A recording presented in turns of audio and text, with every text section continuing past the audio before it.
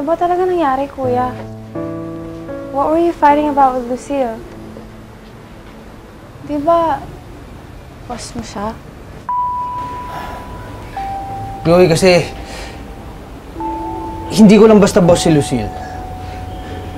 Kababata ko din siya. Kababata? Basta noon pa, hindi ka pa pinapanganak noon. Nakatira kami noon sa probinsya. Alam mo bang tayo ang mayaman noon? Biruin mo si Mang Cardo, siya ang driver natin. Meron akong isang kaibigan eh. Isang special na kaibigan. At kapatid siya ni Lucille. Ano nangyari sa kanya?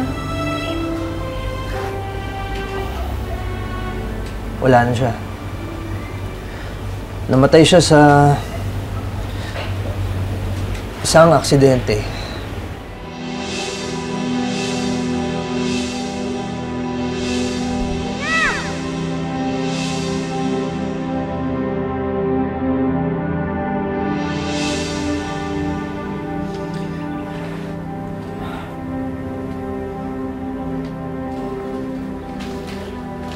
Kung pwede ko nga lang sanang ibalik ang nakaraan. Para magawa ko ang lahat para may ligtas siya.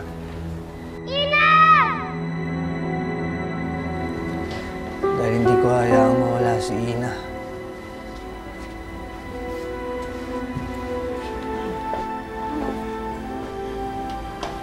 That's impossible, Kuya.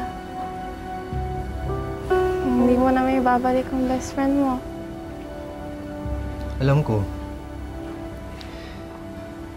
At hindi lang naman ikaw yung nagpapaalala sa akin yan. Kundi lahat ng bagay sa paligid ko.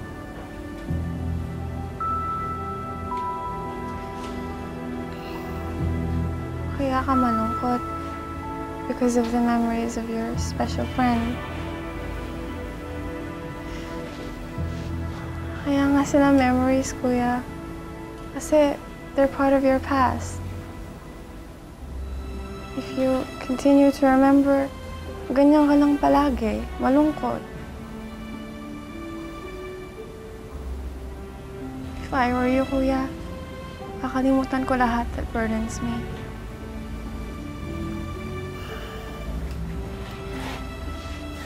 Hindi naman ganun kadali yun, Chloe eh.